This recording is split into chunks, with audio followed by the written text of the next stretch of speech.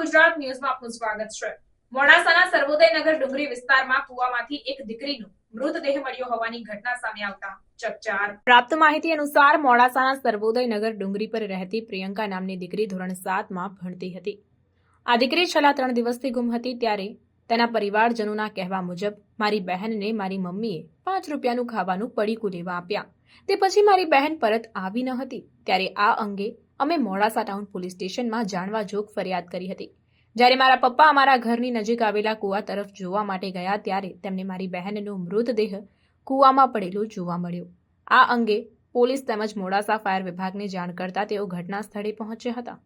Fire વિભાગે કૂવામાંથી મૃતદેહને બહાર કાઢી પોસ્ટમોર્ટમ અર્થે પ્રાથમિક આરોગ્ય કેન્દ્ર મોડાસા ખાતે લઈ જવામાં આવ્યો। પોલીસે અકસ્માતે ગુનો નોંધી વધુ તપાસ હાથ ધરી છે।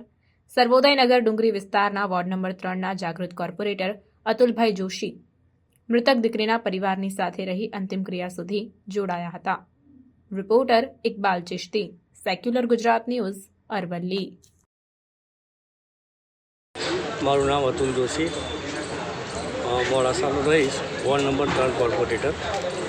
મારા મત વિસ્તારમાં આજે સવારે સર્વોદયનગરમાંથી ફોન આવ્યો કે એક બાળકીનું મૃત થયું છે જે કૂવામાં પડેલ છે।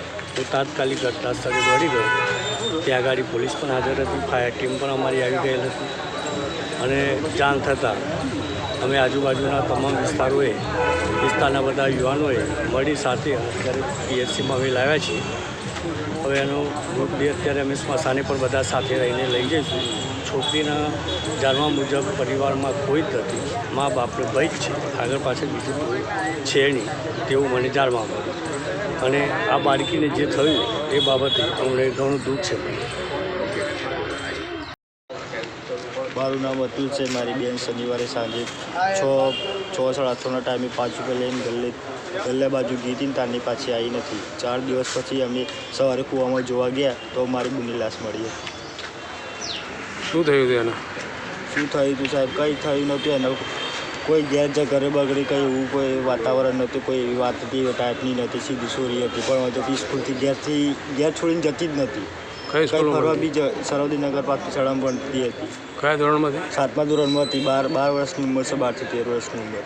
શનિવારે સાંજે 6 વાગે મારી મમ્મીએ 5 રૂપિયા આપે, ગલ્લા બાજુ ગઈ, તારની પાછી આવી નહીં। પછી અમે પોલીસ સ્ટેશન જાણ કરી, મારી બેન નથી મળી, આવું થઈ ગયું। પોલીસ સ્ટેશન કમ્પ્લેન કરી, પબ્લિક કરીને ખોલવાનું ચાલુ કર્યું, સાંજે ચાલુ કર્યું, પણ પછી ના મળી। પછી સોમવારે સવારે મંગળવારે સવારે મારા પપ્પા દુકાન બાજુ ગયા, પૈસા બાકી હતા, તે કૂવામાં જોયું ત્યાં એની લાશ મળી હતી। સમાચારોની અવનવી અપડેટ્સ માટે જોતા રહો સેક્યુલર ગુજરાત ન્યૂઝ। સાથે સેક્યુલર ગુજરાત ન્યૂઝ ચેનલને લાઇક, શેર અને સબસ્ક્રાઇબ કરો અને બેલ આઇકોન દબાવીને સમાચારોની ઝડપી માહિતી મેળવો।